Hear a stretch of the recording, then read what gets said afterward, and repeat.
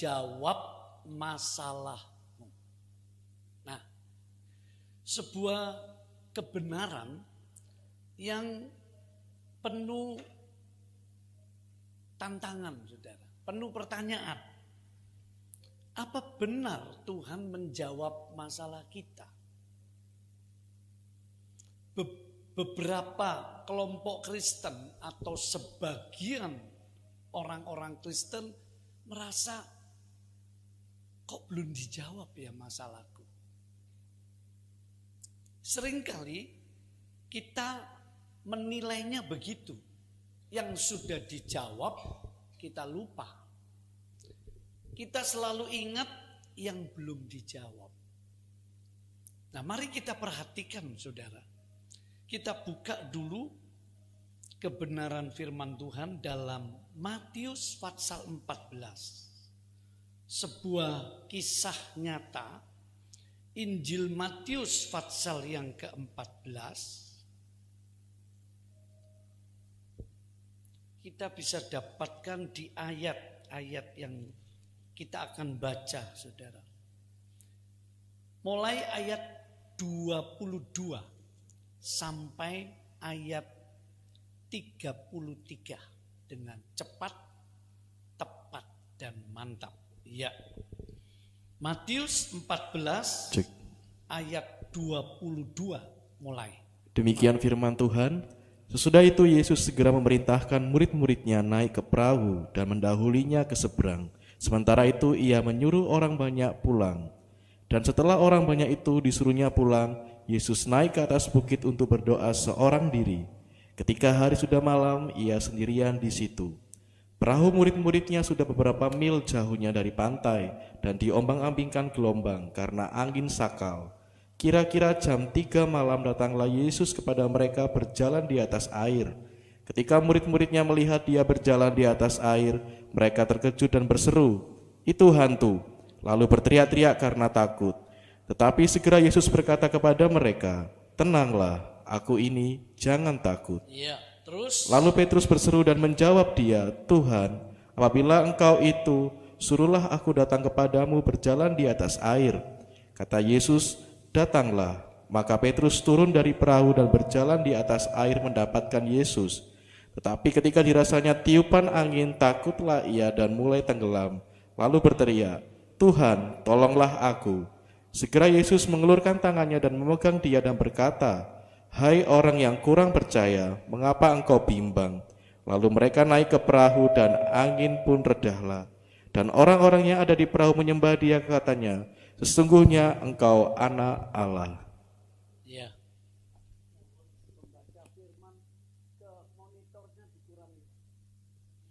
Mari saudara, kita lihat dari kisah nyata ini.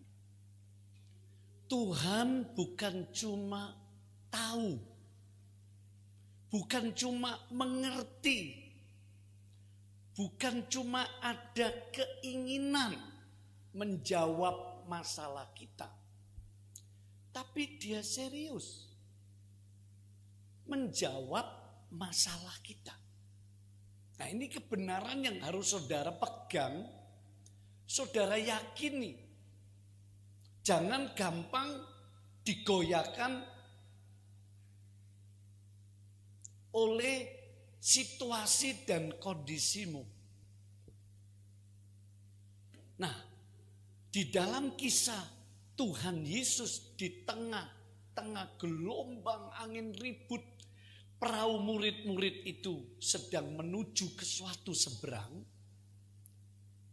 Tuhan serius sampai dia tidak diminta teriak-teriak, "Guru, di mana engkau?" Tidak ada itu. Tuhan ngerti sendiri, dia serius mau jawab, mau menolong masalahnya. Iblis selalu berkata, enggak. Tuhan membiarkan kamu. Tuhan menghukum kamu. Kamu memangnya macam-macam.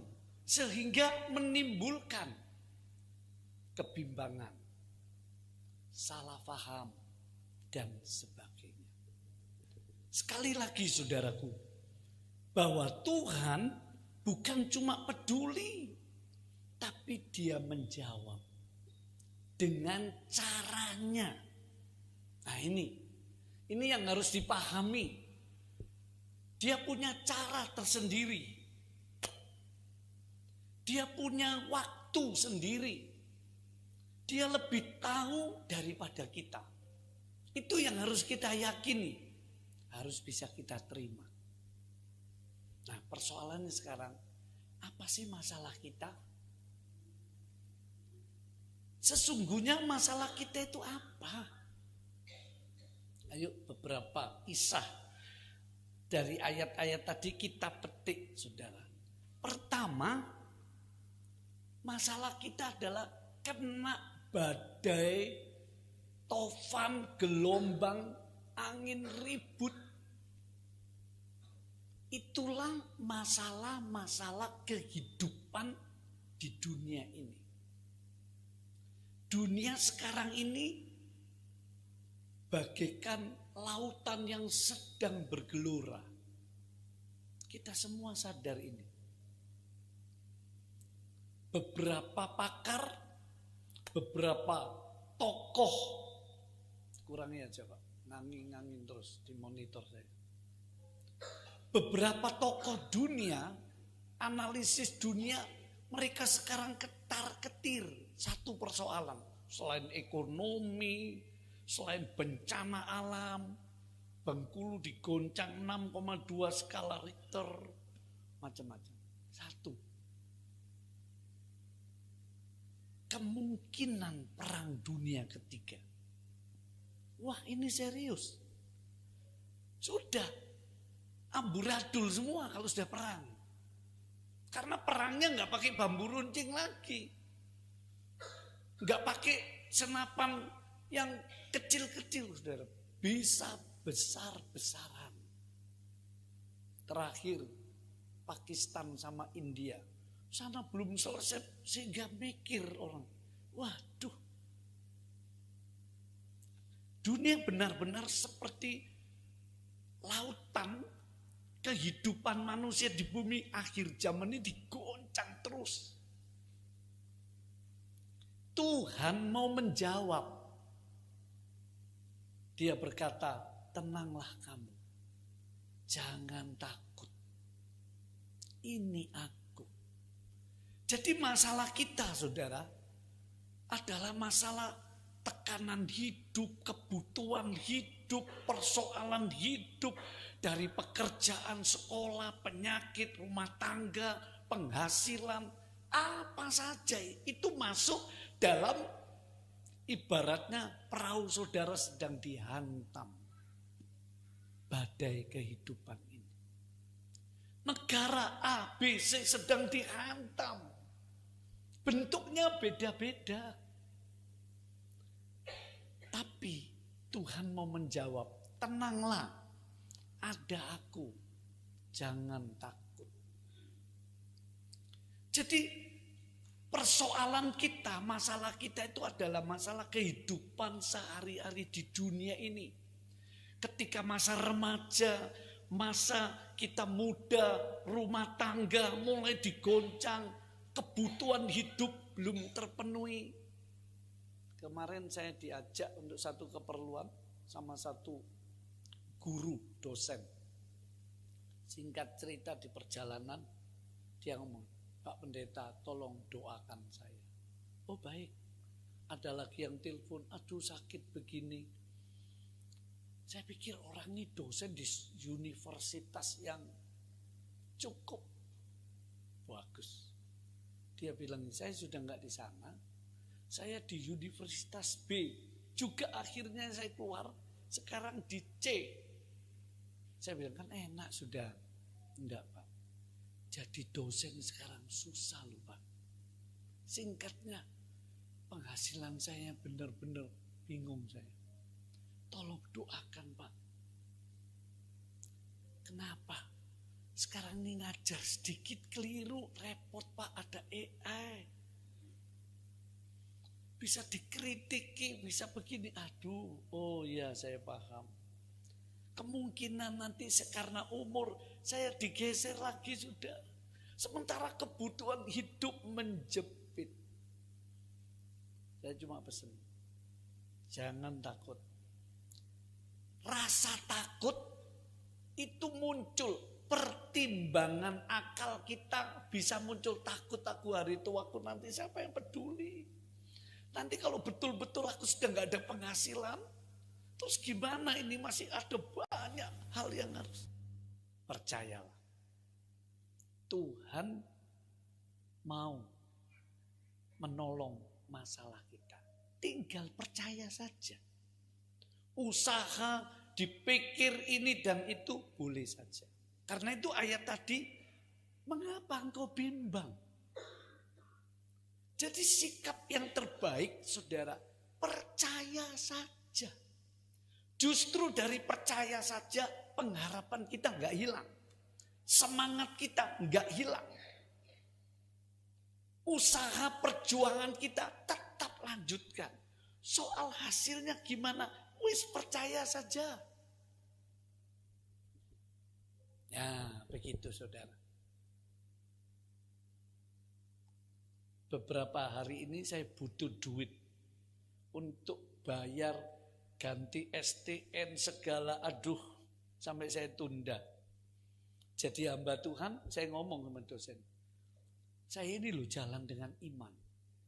Saya punya jemaat, tapi intinya saya jalan dengan iman. Pak Ajarono, gimana jalan dengan iman? Repot ya, ya apa diajari jalan dengan iman? Ayo, saya cuma ngomong Tuhan, ya sudah, kalau belum saya tetap percaya, saya tetap melayani, saya tidak kecewa. Tiba-tiba ada satu orang, ini Pak Gembala, cukup wes. Begitu langkah demi langkah. Jadi percaya saja itu memang sebuah petualangan iman. Tuhan ngajari murid-muridnya untuk berpetualang dalam iman. Di tengah kehidupan yang penuh badai, tantangan, cobaan, masalah, beban berat, kebutuhan, sakit, penyakit, konflik, apa saja. Kalau dipikir, dihitung-hitung, saudara, mungkin saja saudara, aduh buntu jalan bingung, wis percaya saja. Sebab kalau kamu percaya, ketika Marta dan Maria nangis, Guru, kalau engkau di sini saudaraku enggak mati. Lazarus itu. Apa kata Yesus? Hai perempuan, aku berkata padamu, kalau engkau percaya, engkau akan melihat kemuliaan Allah. Apa sih percaya yang dimaksud di sini? Begini saudara. Saudara ngeyelo, mengkukui, gak peduli fakta, bukti, alam pikiranmu. Kamu memihak Tuhan, aku memihak firman-Mu. Wis, gak peduli aku. Nah itu percaya saja. Sebab kalau percaya dipikir-pikir, ditimbang, dirasa-rasa, menimbulkan kebimbangan.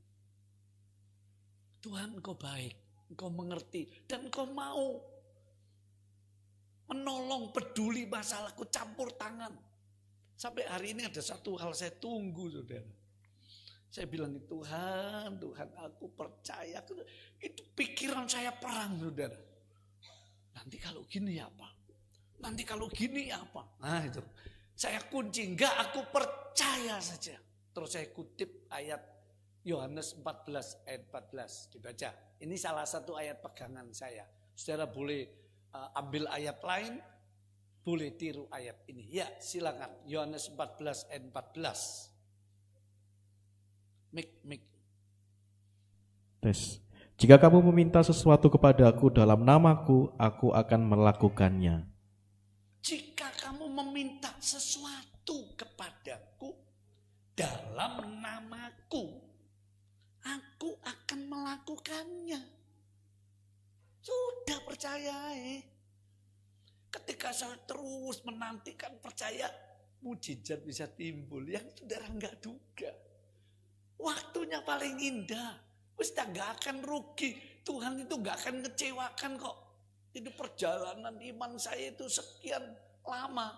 Saya amin. Ini bukan berarti gak ada pergumulan, gak ada kebimbangan, gak ada bukan.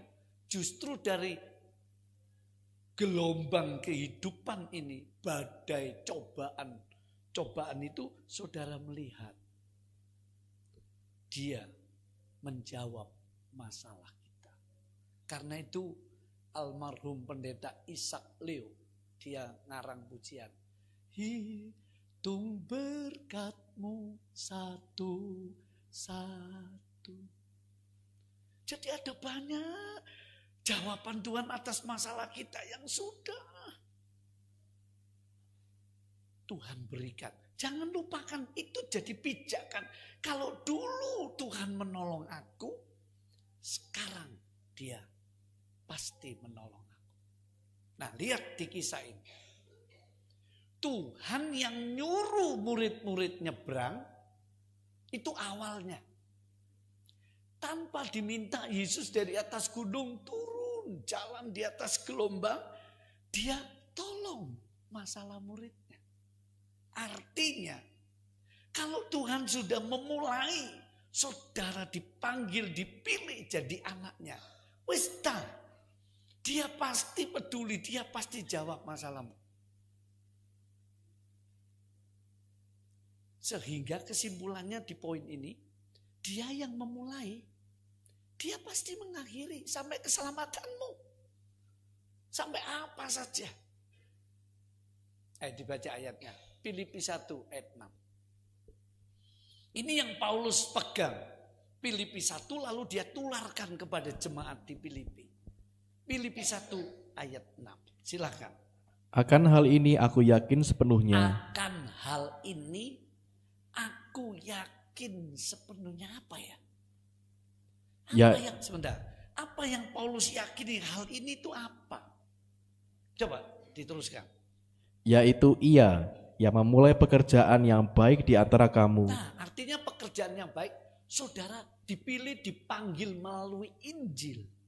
Oleh pekerjaan Roh Kudus dan firman Allah, saudara dimasukkan jadi umat pilihannya, umat kesayangannya. Itu pekerjaan yang baik.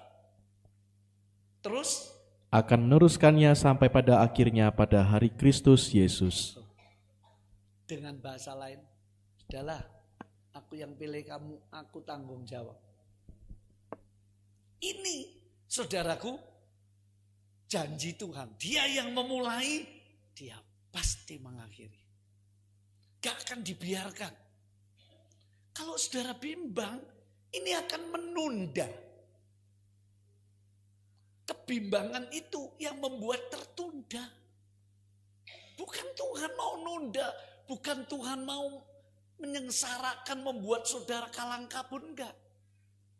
Dia ingin imanmu tambah, sungguh-sungguh, bahasa Jawanya gandol gusti. Pengertian gandol gusti, jangan diartikan terus saudara cuma sembahyang, enggak usah, enggak.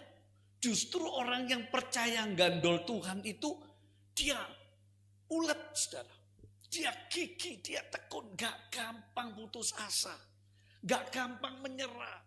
Dicoba ini gagal, coba lagi terus. Mungkin ada perasaan saudara, aduh sudah mau menyerah, sudah pingin. Tiba-tiba Tuhan tolong. Nah itu. Jadi masalah kita, sekali lagi pertama ini, masalah kebutuhan bahkan keinginan dalam kehidupan sehari-hari sepanjang umur kita di dunia ini. Tuhan peduli kok. Sampai ada kalimat minggu yang lalu toh, Bapakmu di surga.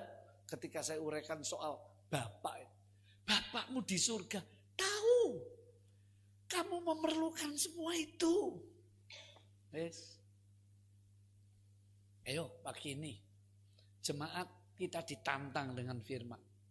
Filipi 1 ayat 6, Yohanes 14 ayat 14. Apa yang kamu minta dalam namaku, aku akan membuatkan.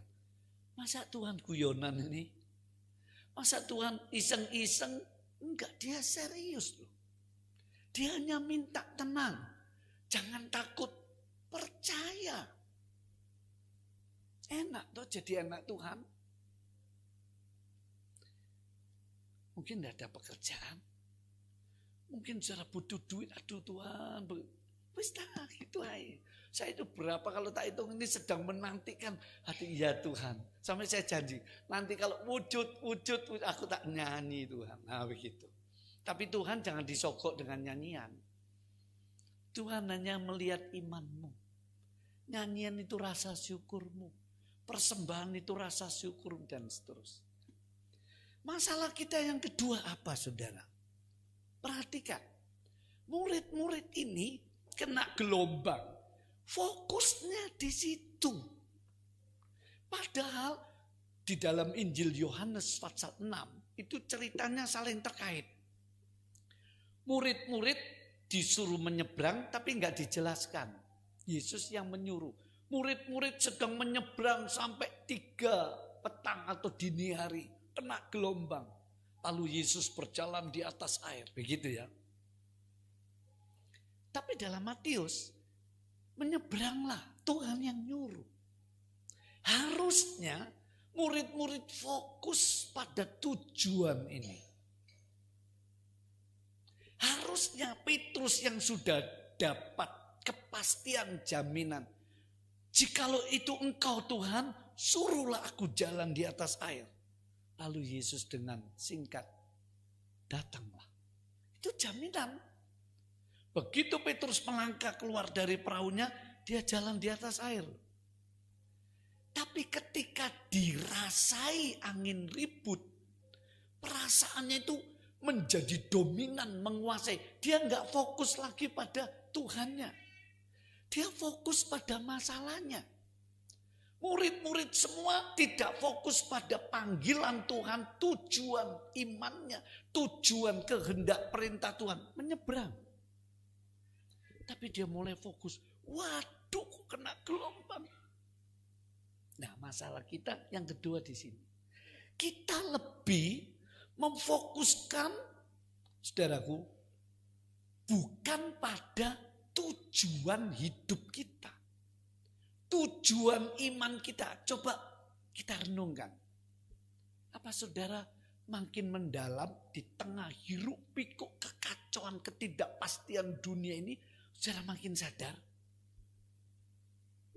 Bapak yang tadi minta doa ketika pulang dia apa saja yang terjadi wis. Pokoknya aku minta Tuhan kalau mati jangan sakit soroh-soroh. Nyusakno keluarga, nyusakno orang lain, nyusakno pendeta. Aku minta mati angkat begitu grek langsung melihat rumah bapak. Wah saya kasih jempol. Dikunci sama dia begitu saudara. Dia kembali pada tujuan hidup. Jadi saya teringat cerita ini. Ini baru dialami kemarin. Saya jadikan pembanding contoh. Seringkali manusia pada umumnya gak tahu loh tujuan hidupnya.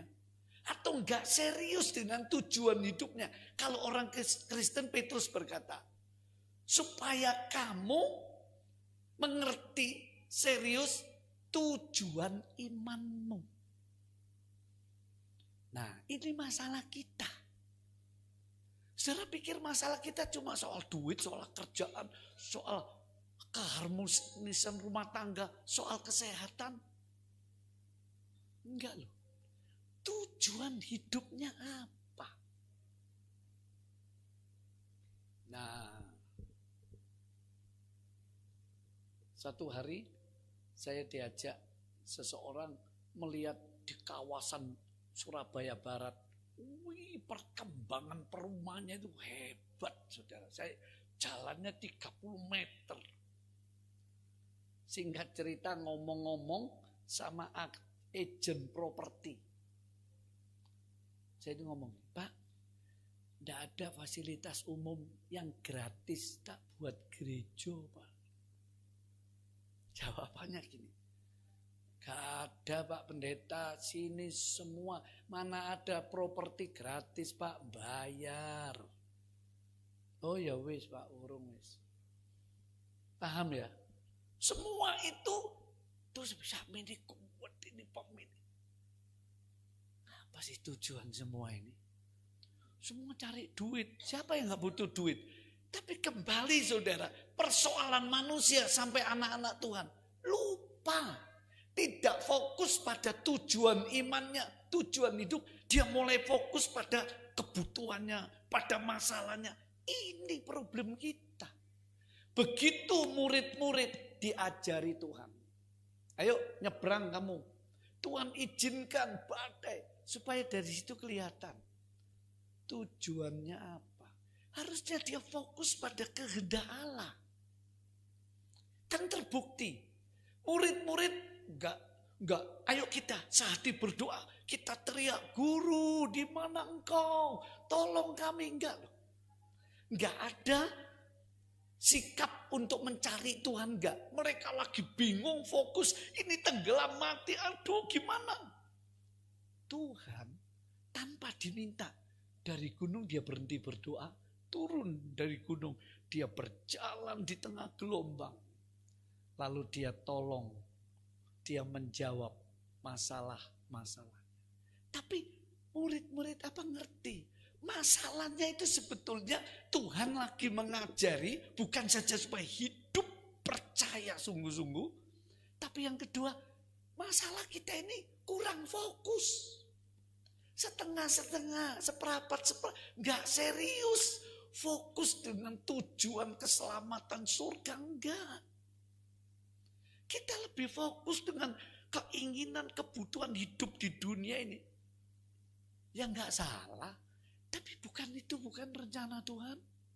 Kalau cuma Tuhan Yesus mau menghentikan persoalan manusia di dunia ini, dia enggak perlu datang ke dunia ini. Dia cukup berfirman.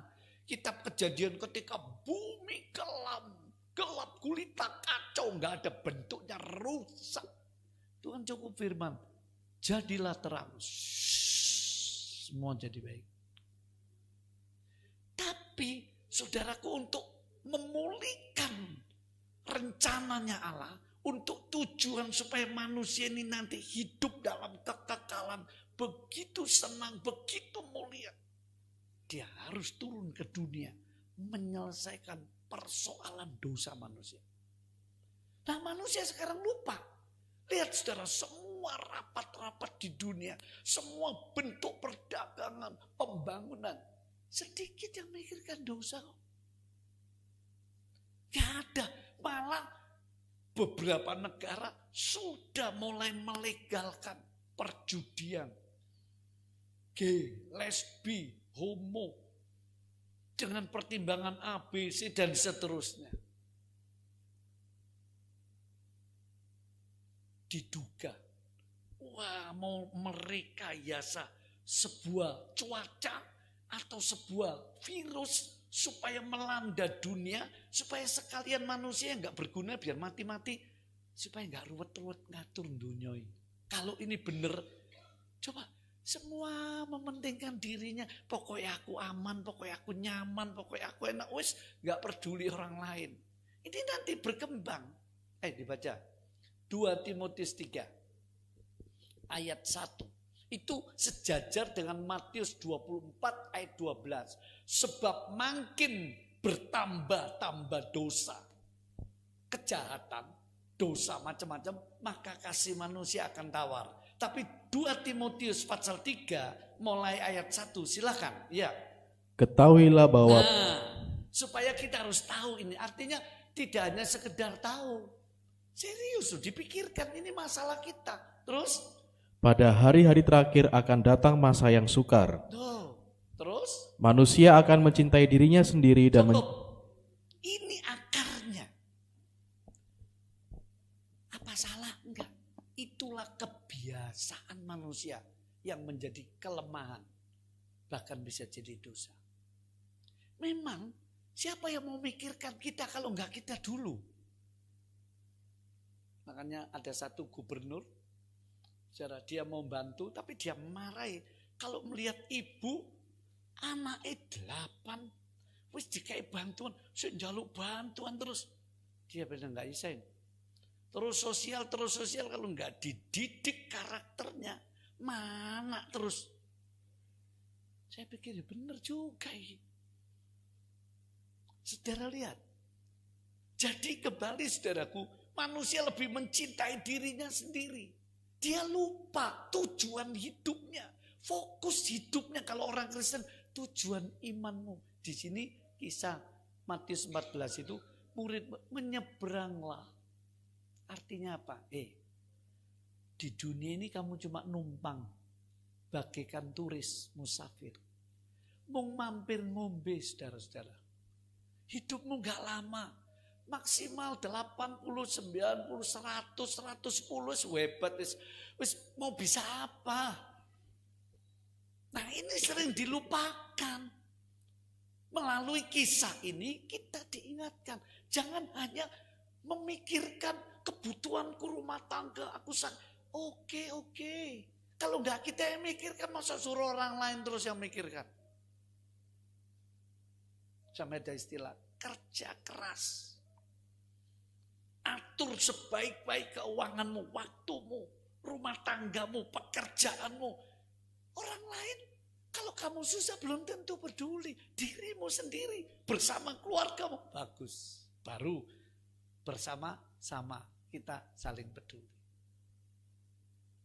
Tapi saudara, ada yang lebih tinggi, masalah manusia yang lebih serius, lebih bahaya. Kehilangan tujuan hidup. Yesus mau kembalikan. Nah, ada satu ayat lagi, baca Markus 8 ayat 36. Ini pembanding Tuhan Yesus melalui akal sehat, dia ingin membanding. Markus 8 ayat 36. Silakan.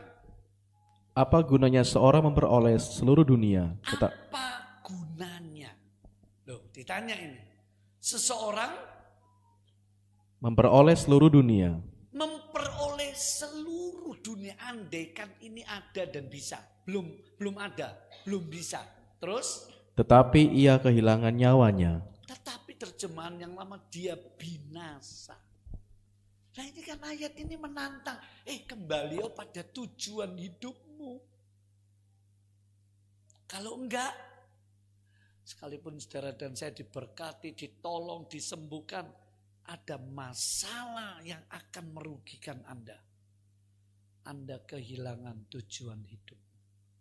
Anda tidak fokus lagi kepada Tuhan dan rencananya. Kita jadi fokus kepada istilahnya remeh-temeh ini itu. Karena itu Ibrani 12 berkata, pandanglah terus pada Yesus. Dalam perlombaan iman. Perjalanan imanmu dalam pelayananmu. Sudah setan itu cukup cermat. Orang ini kelemahannya di sini, serang kita. Orang ini kelemahannya diserang kita. Dia ingin kita sampai keok, kita sampai menyerah, kita sampai mundur dan seterusnya. Itu sangat mungkin, gak peduli pendeta, majelis, jemaat, jiwa lama, jiwa baru, kaya, miskin. Setan selalu ngelirik. Caranya bermacam-macam. Tapi kalau orang Kristen khususnya, dia kembali kepada tujuan hidupnya. Siapa yang bisa goncangkan? Siapa? Itu yang dilakukan parah orang Kristen di abad pertama. Sampai saya masih ingat kalimatnya seorang tahun 1900-an, saya lupa namanya, yang membawa api kebangunan rohani di Amerika, Eropa. Dia ngomong begini, saudara. Omongannya saya ingat, di buku itu ngomong gini. Kita makin sadar, mengikut Tuhan pasti banyak tantangan, banyak sengsara. Artinya gini, sekali banyak tantangan, banyak sengsara, indah, untung, mulia, karena ada tujuan yang pasti. Seperti murid-murid tadi, Tuhan bilang, menyeberanglah, ada tujuan. Gak, ayo kita muter-muter di danau ini, rekreasi, enggak loh. Yesus dengan jelas kasih target tujuan, menyeberanglah. Apakah saudara ibadah ini tanpa tujuan? Enggak kan? Begitu saudara mengenal Tuhan, mengikut Tuhan, bahkan melayani Tuhan, Saudara sedang berbaris menuju tujuan yang gak bisa dunia berikan. Keselamatan. Nah, karena itu pegang teguh-teguh. Andaikan dunia jadi perang dunia ketiga. Andaikan terjadi ini, semoga ditunda ya. Saudara kan sudah siap. Saudara sudah tahu tujuanku hidupku begini. Ketika saudara dalam percobaan, beban berat, masalah, Tuhan tolong aku. Kalau seakan-akan pertolongan Tuhan itu lambat dan lain sebagainya. Saudara sudah punya pegangan tujuan hidupku kok. Ketika saudara melayani Tuhan, ini prinsip saya dulu. Saya sering deh, kamu itu melayani untuk apa sih? Saya tanya gitu. Kalau untuk duit, untuk pujian penghara, gak usah melayani. Kecewa. Kan gitu saudara. Selalu saya kunci, enggak Tuhan. Aku ingin menyenangkan hatimu. Walaupun masih jauh dari sempurna. Aku mau masuk dalam rencana kemuliaanmu. Titik. Jadi ketika saya ngadepi susah. Saudara tahu saya jabatan pendeta itu saudara pikir gampang. Dikat sana, dikat sini. Sampai saya tanya loh. Sudah waktunya loh saya ini pendeta penuh. Oh no Pak Yudhak. Ya wes gak apa-apa. Mundur lagi. Tahu-tahu saya pakai bahasa diduga. Ada sekelompok yang gak ingin saya lebih naik. Gak ingin. Tapi itu justru indah. Supaya saya jangan sombong. Supaya saya diproses, diolah ini. Minimal luluslah di bidang itu. Nah begitu. Keuangan juga begitu saudara. Ketika terjadi beberapa diaken yang kaya. Oleh kesalahpahaman keluar. Wih, ada jemaat. Gak kira Pak, gembala wani. Artinya dia pasti menyerah. Pasti tunduk sama kemauan itu. Ini saya bukan punya maksud apa ya. Kok tiba-tiba ingat. Ini contoh dalam hidup saya. Saya bilang gini. Sudahlah, kamu tidak perlu gitu. Oh, tidak bisa gini. Ya sudah. Terserah. Yang penting saya tidak nyuruh. Pilihanmu sudah tak ingatkan. Tidak ada dasar yang kuat. Kamu tidak percaya silakan. Tapi saya bilang tidak perlu. Singkat cerita saudara. Sampai hari ini Tuhan yang pelihara saya. Dulu ketika ada mereka yang kayak saya tidak punya mobil. Gak ada kok malah duwe. Nah sekarang juga karena kebutuhan mobil tak persembahkan. Ya kemudian karena kebutuhan yang satu tak jual. Sekarang lagi nunggu. Itu jemaat saya itu. Kalau nyopir baca. Bentar lagi Pak Gembala dapat Mercy. Aku bilang amin gitu ya. Bukan saya kemaruk mobil enggak. Naik Express, naik Mercy bagi saya biasa aja kok. Yang penting untuk banding, linding. Beres toh? Nah itu. Jadi yang kedua jemaat ingat. Masalah apa yang Tuhan mau jawab? Masalah tidak fokus pada tujuan imanmu. Ini masalah ini. Kita seringkali lupa. Kita bingung masalah duit, pekerjaan, income, objeknya. Penghasilannya kok melorot, ya omsetnya kok sepi. Iyalah jadi masalah. Tapi semua itu nanti Tuhan campur tangan lah. Kalau kita mulai fokus pada Kristus, pada Tuhan. Karena itu gini, 3 nasihat ya, dengar. Pertama, ucapkan syukur selalu. Lalu perbanyak dan pelihara terus hubunganmu dengan Tuhan. Ini yang pertama. Perbanyak ucapan syukur sekalipun, walaupun titik-titik gitu ya. Lalu mantapkan, perbanyak hubunganmu dengan Tuhan. Peliharaan. Itu dulu pertama. Yang kedua, pekala terhadap dosa. Itu yang kedua.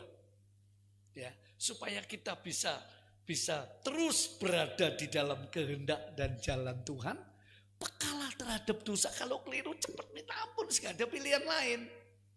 bertobat lagi, minta dibarui.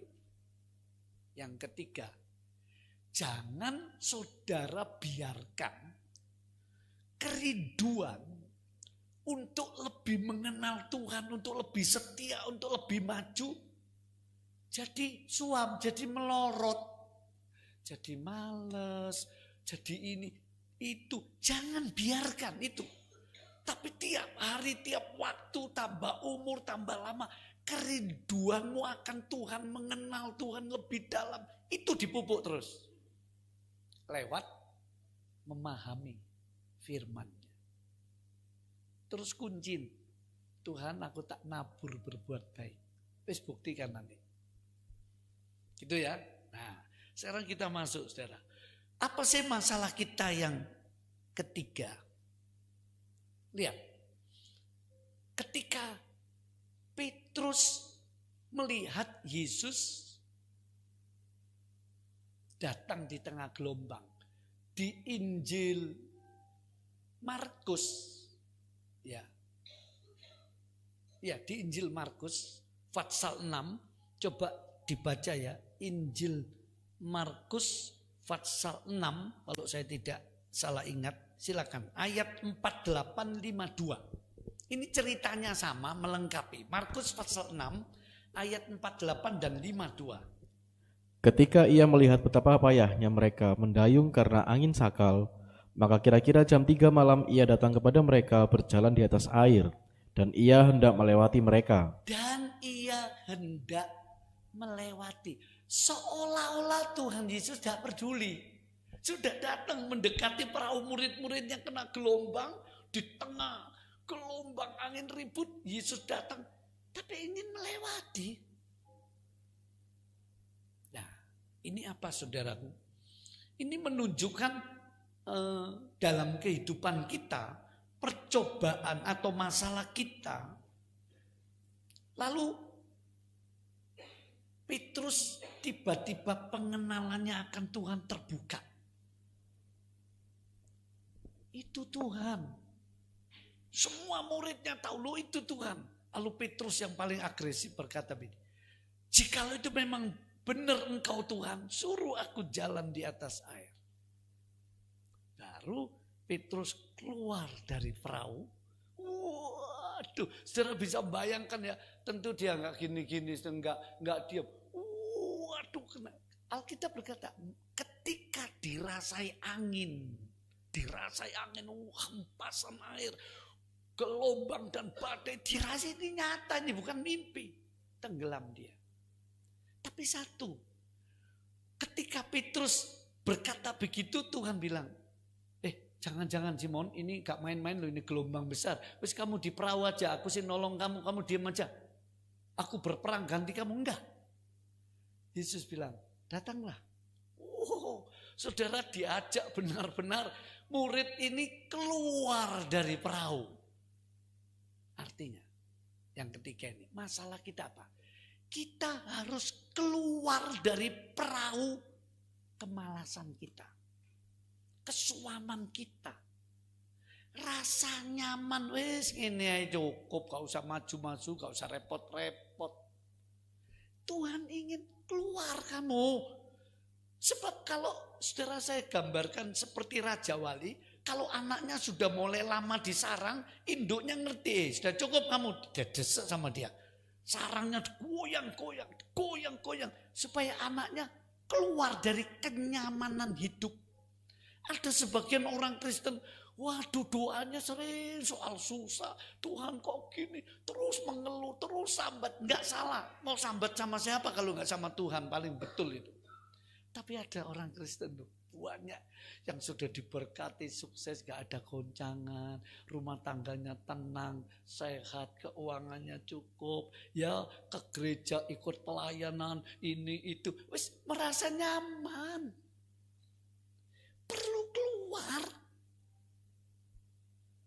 untuk menghadapi kenyataan dunia ini. Dengan kata lain, ayo nginjil.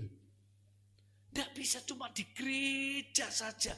Ayo jangkau, banyak orang susah, banyak orang menderita. Doakan. Ayo siapa yang mau kalau minggu, Wis ayo kita tiga orang ya, kita ke rumah sakit Royal. Ayo kita nyambangi pakai masker. Terus doa no Pak, mau tak doa no tak? Nanti saudara akan belajar bagaimana keluar dari perahu kenyamanan. Keluar dari perahu ketidakpercayaan. Mau tak doa no ya?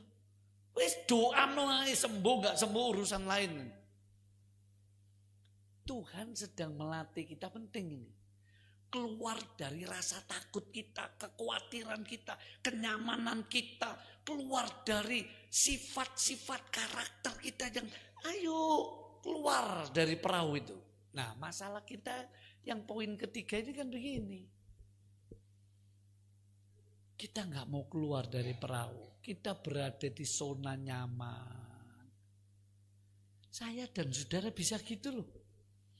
Wis doa pagi males, baca Alkitab males, pelayanan mulai males. Wis enak lek minggu cepet-cepet kebaktian terus dadang, lecer, kemol. Refreshing Pak, kakek ruwet, stres. Itu secara jiwani saudara sedang keluar dari perahu keruwetan. Boleh, tidak apa-apa jalan-jalan, jangan berbuat jahat. Tapi kadang-kadang kita perlu keluar dari rasa nyaman itu, kebiasaan. Bisa enggak? 2 hari enggak jalankan ini. Bisa enggak?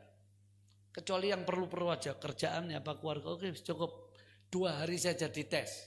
Yang enggak bisa berarti saudara masih terkungkung dengan perahumu. Bisa enggak? Keluar dari rasa medit ini kikir. Waduh, gak cukup. Nekat. Belajar, beri. Gitu loh. Itu tantangan nanti melahirkan.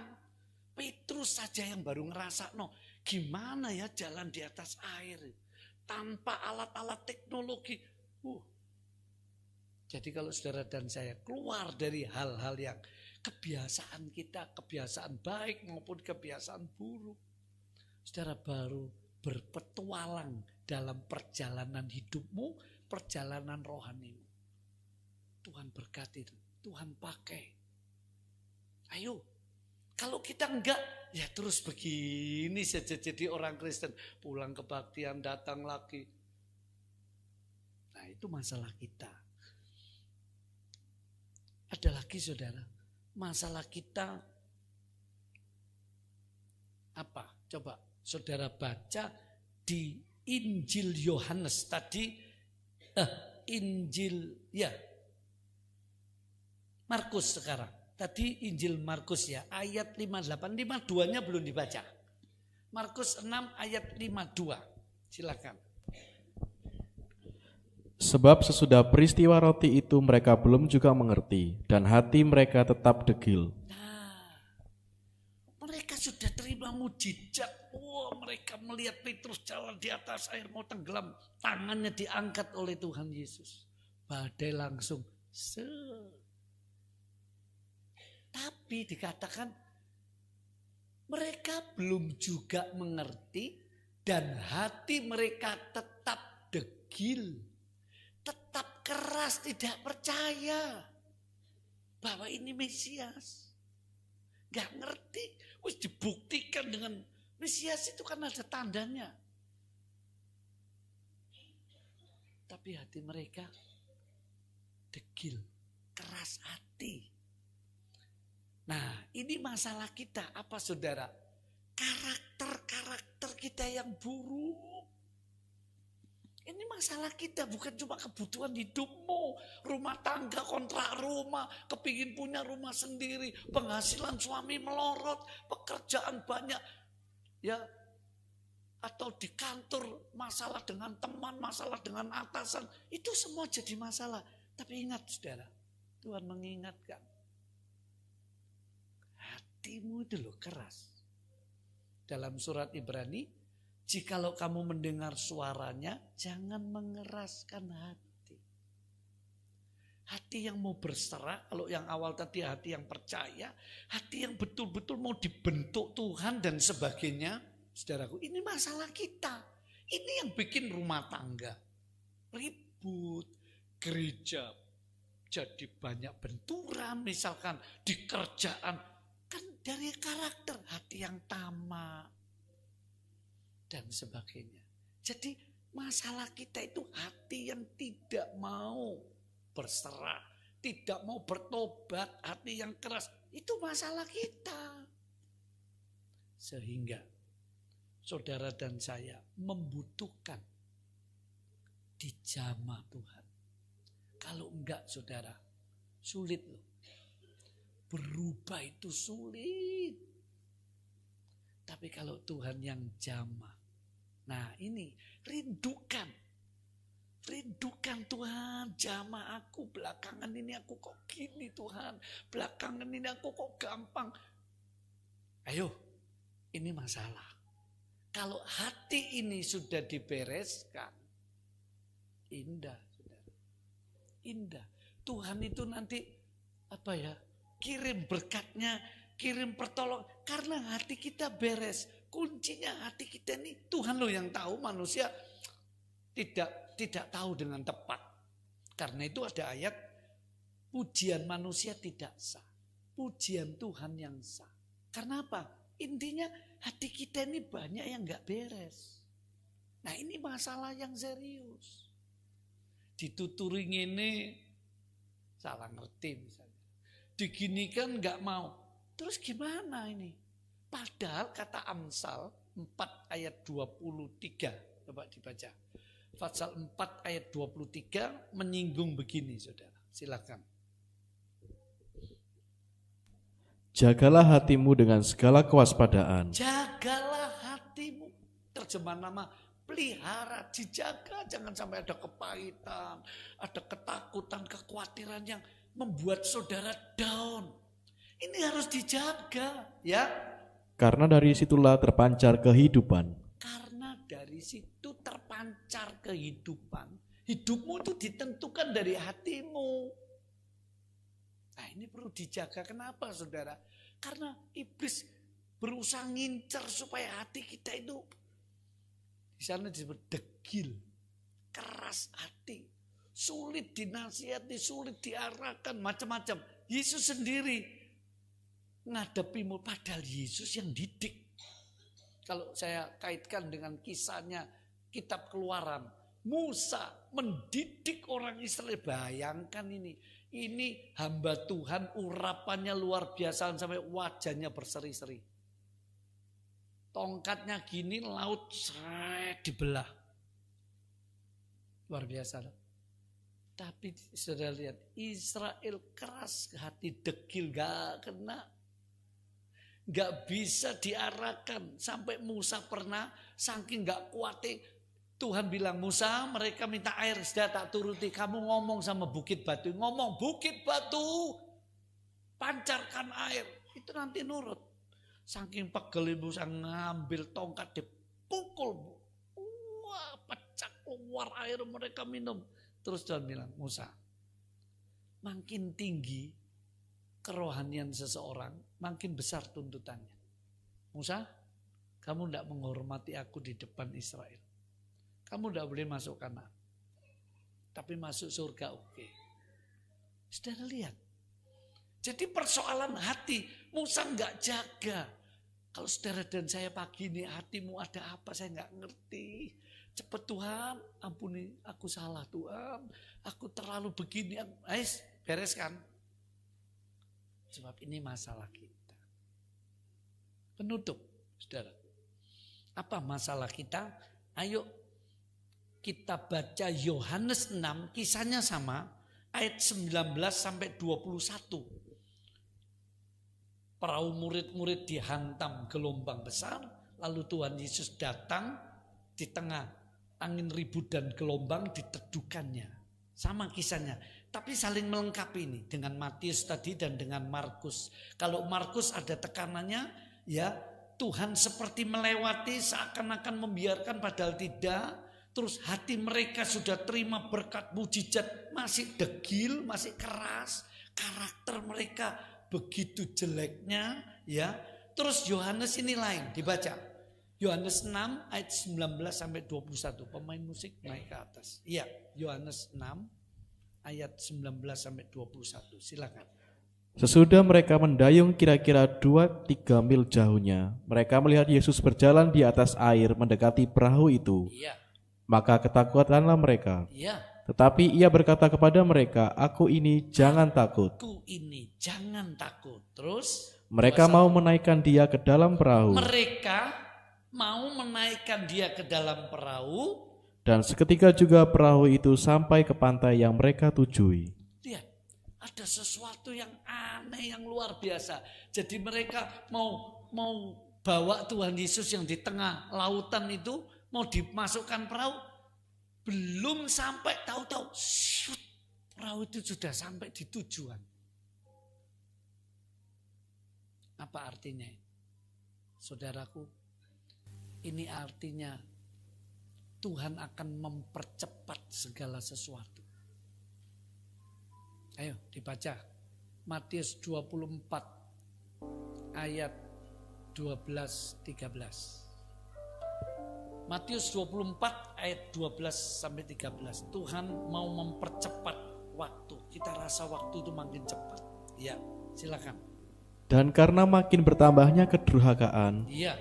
maka kasih kebanyakan orang akan menjadi dingin. Terus. Tetapi orang yang bertahan sampai pada kesudahannya akan selamat. Terus. Dan Injil kerajaan ini akan diberitakan di seluruh dunia menjadi kesaksian bagi semua bangsa. Sesudah itu barulah tiba kesudahannya. Ya, coba ayat 11. Ayat 11. Banyak nabi palsu akan muncul dan menyesatkan banyak orang. Kesimpulannya, kalau tidak dipercepat, waktu itu disingkatkan, nanti banyak orang akan tersesatkan, banyak orang akan jatuh. Jadi sama Tuhan waktunya dipercepat. Waktu apa saudara? Waktu kedatangannya kembali. Nah ini masalah yang serius.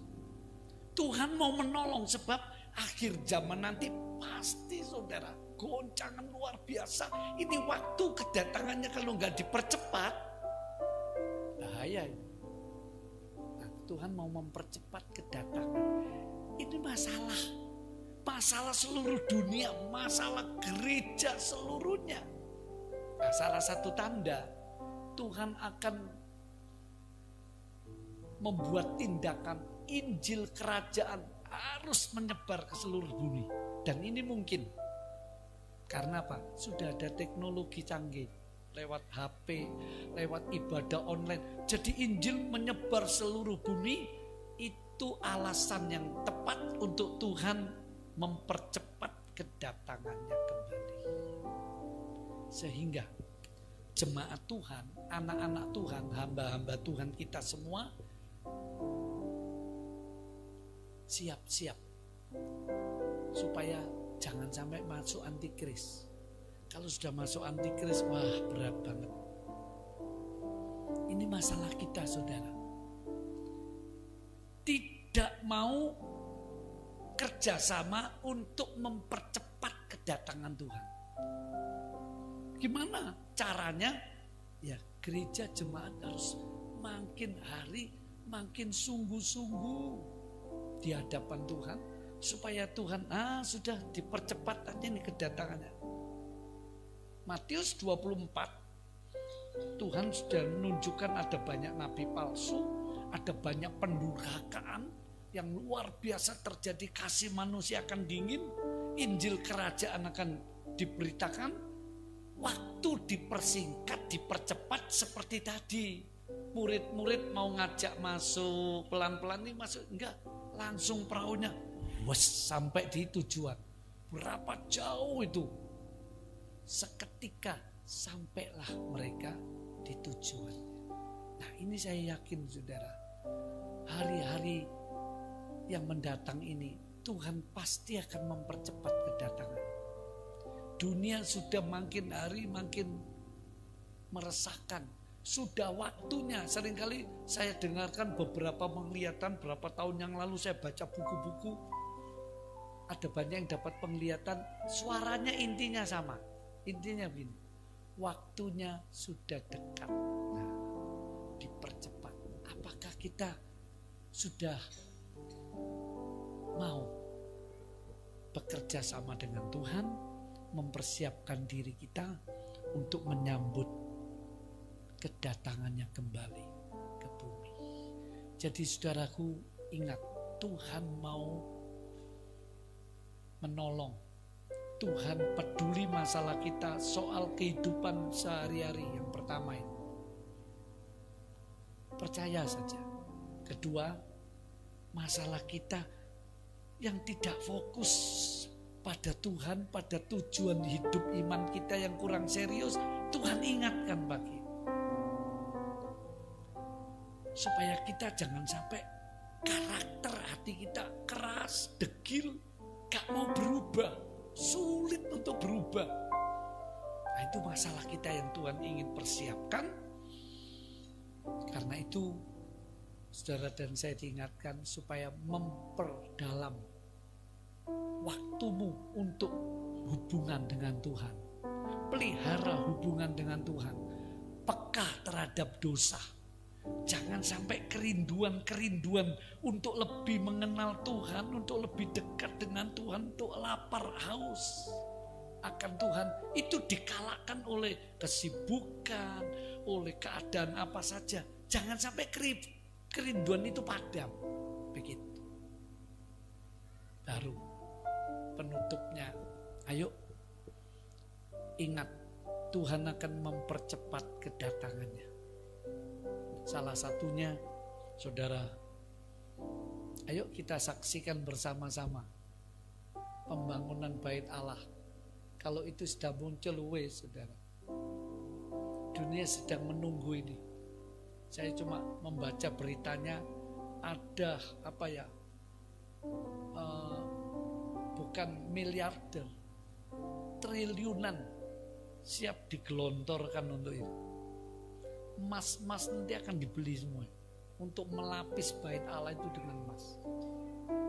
Kalau itu sampai jadi, berarti dipercepat semua kedatangan. Nah, kalau kita kayak di mana darah yang bodoh, malas-malas, suam-suam, nggak alasannya banyak, ngeri saudara. Mau masuk zaman antikris, sudah terlambat loh. Kalau kita sudah menyesal, aduh, itu 5 darah yang bodoh. Tuhan, bukakan pintu. Tutup sudah. Pintu anugerah nanti ditutup saudara. Keluargamu injili. Ayo sahabat kita, anak kita, orang tua kita. Ayo kita saling membangun, saling mendorong. Supaya makin sungguh-sungguh. Waktunya sudah makin dekat. Tuhan segera datang kembali ke dunia yang penuh susah ini. Amin. Mari kita berdiri bersama-sama.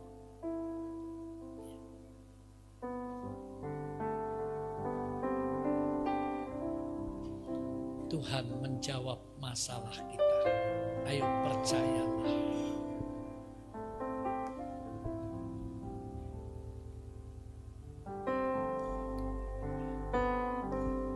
Adakah saat ini saudara menghadapi masalah apa?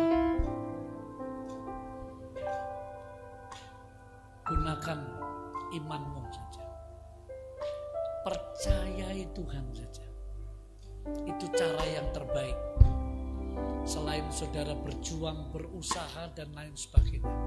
Tapi nomor 1, selama engkau masih bimbang, maka terhambat jalan-jalan Tuhan. Berkatnya, pertolongannya, begitu kita percaya sepenuh. Ayo kita berkata, Tuhan, bentuklah aku. Aku mau menyerah.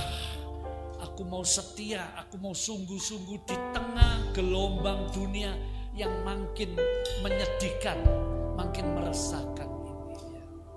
Aku berserah, kita nyanyikan pujian itu bersama-sama. Aku berserah.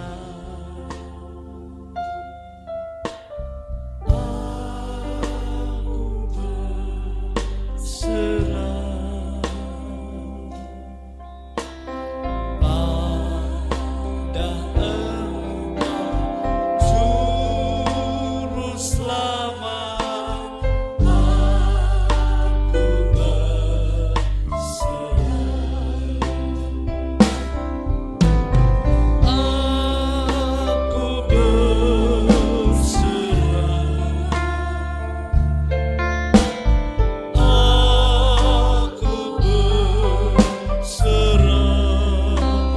berserah dengan iman. Ada Engkau Juru Selamat, aku berserah. Lebih sungguh kita pujikan sama-sama. Aku berserah. Izinkan Tuhan mengubah karakter-karakter kita.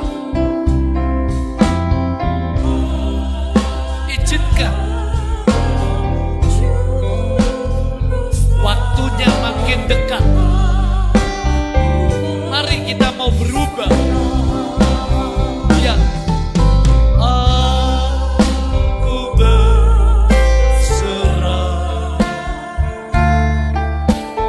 Aku berserah.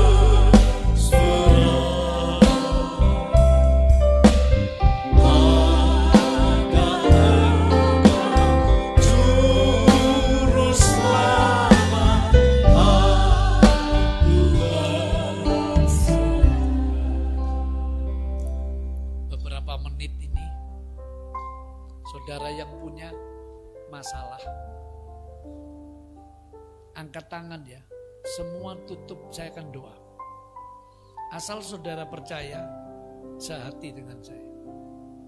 Izinkan Tuhan menjawab masalah. Ayo. Siapa yang punya kerinduan, punya kebutuhan, punya pergumulan, sakitkah, problem keuangan kah, pekerjaan kah, apa saja saudara. Angkat tanganmu dan katakan, aku berserah. Tuhan, aku percaya, maksudnya aku berserah itu aku percaya Tuhan. Engkau akan jawab, Engkau akan buka jalan, Engkau akan campur tangan. Mari kita nyanyi ini sambil angkat tangan. Lalu saya akan berdoa. Ya, aku berserah. Aku berserah.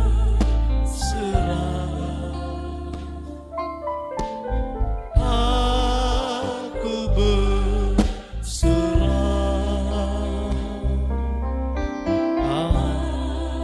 Ada Engkau Juru Selamat, aku berserah.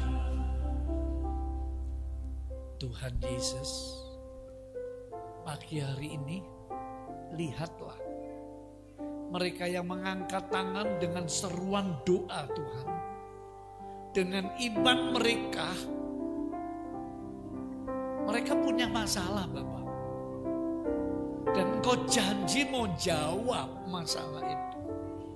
Karena itu pagi ini aku minta di dalam nama Tuhan Yesus Kristus, bebaskan mereka yang terikat.